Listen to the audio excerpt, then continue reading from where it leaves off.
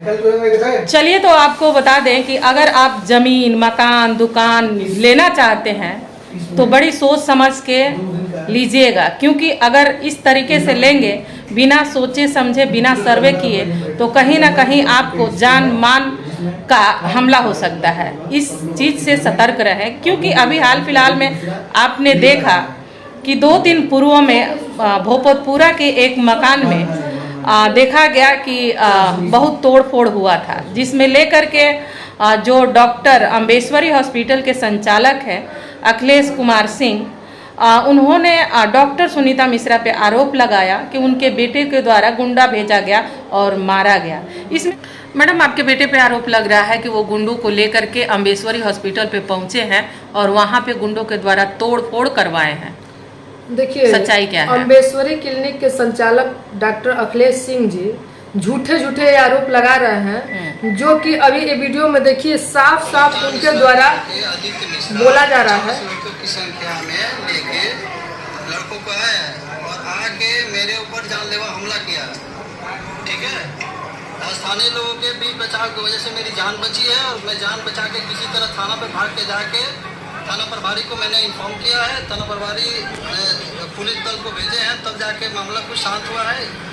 इसमें आदित्य मिश्रा मेरे ऊपर जानलेवा हमला किया है, एक मरीज के साथ भी धक्का मुक्की किया है, जिससे उनके हाथ के खुले में चोट आई। ठीक है, आप देखे हैं कि बोले हैं कि आदित्य मिश्रा 50 आदमी को लेकर के आए हैं मैं अम्बेश्वरी क्लिनिक पर, तो इसमें साफ साफ झूठ दिखाई दे रहा है कि मेरे परिवार के पूरे आदमी हम लोग अपने क्लिनिक पे, आनंद चिकित्सालय पे, यहीं पे अपने चेम्बर में हम लोग बैठे हुए हैं और शाम के समय था, हम लोग चाय पानी पी रहे थे अपने चेम्बर में, जिसका फुटेज हम यहीं पे रखे हैं। तो साफ साफ आपको दिख रहा है कि 420 का केस करने के लिए कि मकान खाली नहीं करना पड़े, इसलिए 420 का इसके ऊपर केस होना चाहिए, है ना।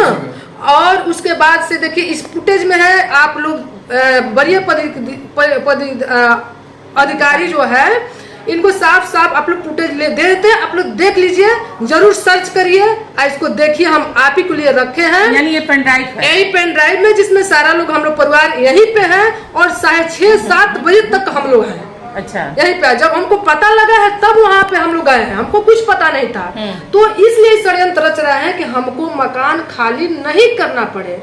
हाँ, तो 420 का केस उनके ऊपर होना चाहिए, मानहानि का। यानी मेरे बच्चे को इस तरीके से फंसाया जा रहा है कि आदित्य कुमार 50 आदमी को लेकर के आया है, अच्छा, छोड़ा है यहाँ पे, और वो उनके द्वारा मारपीट हुआ है, वो खुद मारपीट किया है।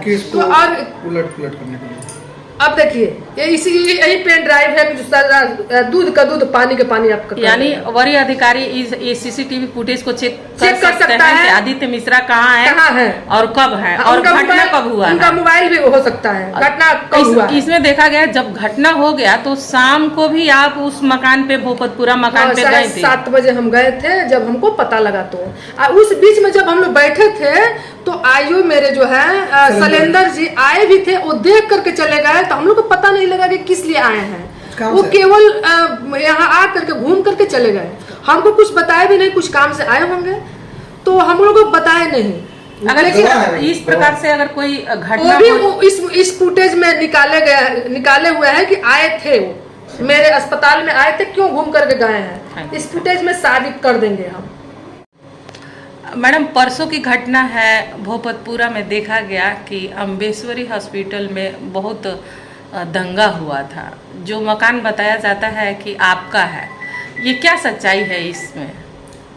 वो मकान मेरा है, किराए पर अखिलेश सिंह रहते हैं और 2 एग्रीमेंट बना है।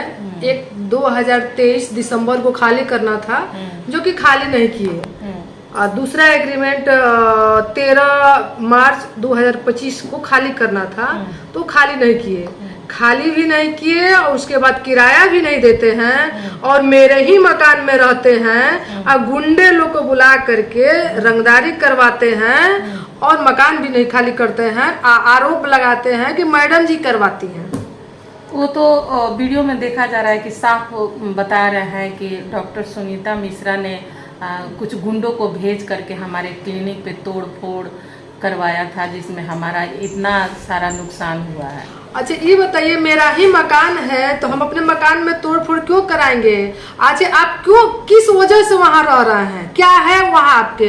आप बताइए ना कि क्या है आपका वहाँ, मकान है कि किराया देते हैं कि क्या करते हैं? एक प्रूफ हमको दिखाइए आप ना, जब 13 प्रूफ दिखाइए कि क्या, किस वजह से आप वहाँ रहते हैं। ये तो आतंकवादी आप ही करते हैं, गुंडागर्दी आप करते हैं, डॉक्टर अखिलेश सिंह कर रहे हैं गुंडागर्दी। मकान में भी रह रहा है और मकान खाली भी नहीं कर रहा है, किराया भी नहीं दे रहे हैं, अब गुंडा बवाली को बुला करके वहाँ हमारे ऊपर आरोप लगा रहे हैं। और जब भी हम जाते हैं 50-100 गुंडे को बुलाते हैं।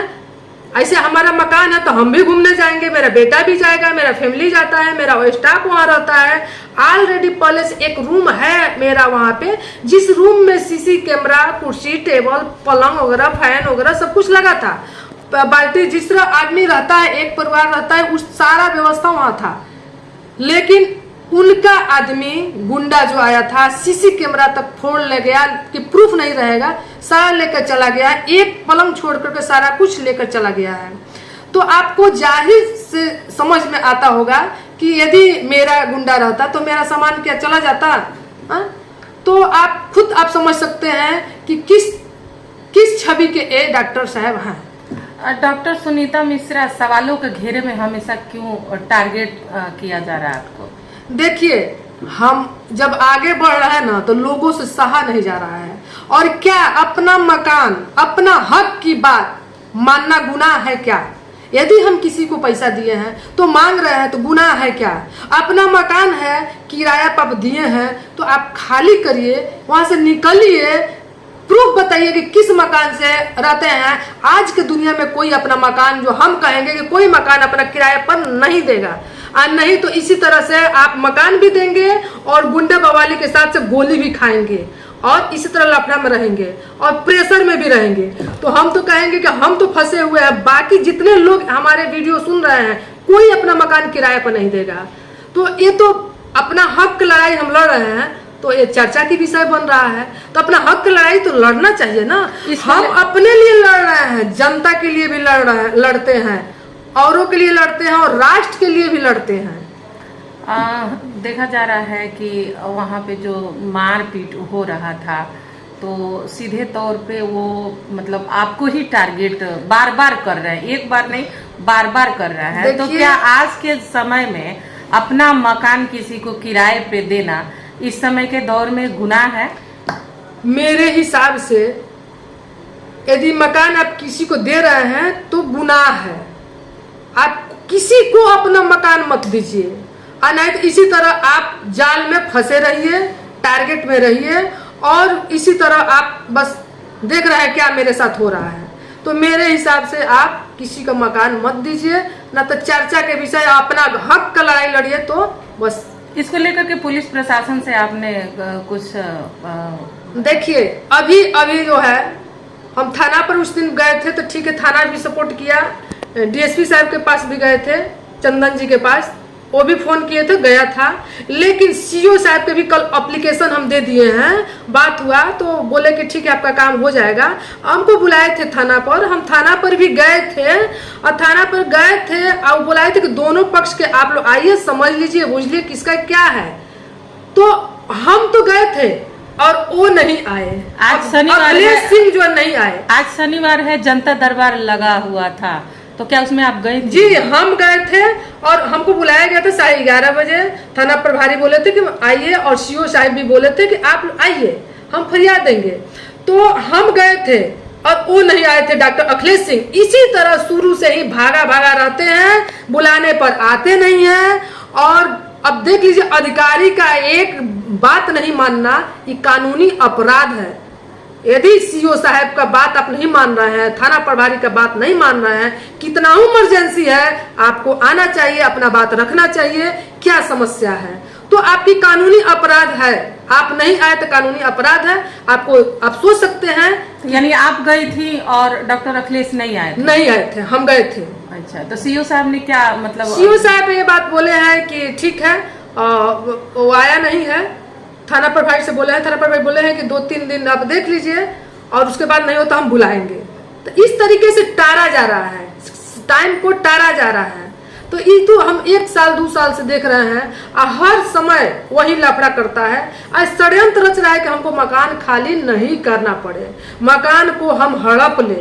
हमारे ऊपर, मेरे बेटा के ऊपर जो है आरोप दे रहा है कि लोग गुंडा बवाल तो आप है कि किसी दूसरे का मकान आप हड़पे हुए हैं, किराया भी नहीं दे रहे हैं, अधिकारी बुला रहा है तो आप जा भी नहीं रहे हैं, तो गुंडा बवाली तो आप है, गुंडा बवाली हम कैसे हैं?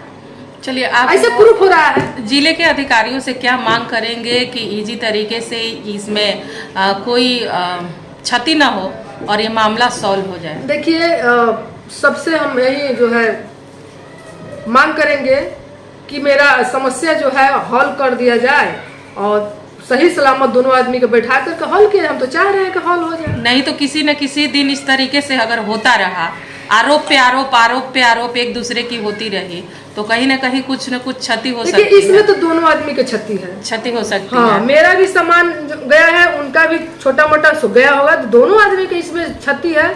तो इसमें हम प्रशासन से यही मांग करेंगे और जो भी वरीय पदाधिकारी हैं उनसे मांग करेंगे कि आप लोग बैठा करके इस समस्या को समाधान करिए।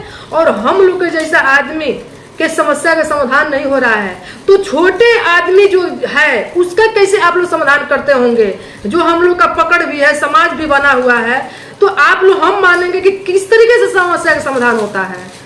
इसलिए हम निवेदन पूर्वक कह रहे हैं कि आप लोग समस्या का समाधान कर दीजिए। वरीय पदाधिकारी आप लोग को सभी को प्रणाम कर रहे हैं। परिचय बता दीजिए। डॉक्टर सुनीता मिश्रा, मेरा एक भूपतपुरा मकान है, उसी के विषय में ये वीडियो है।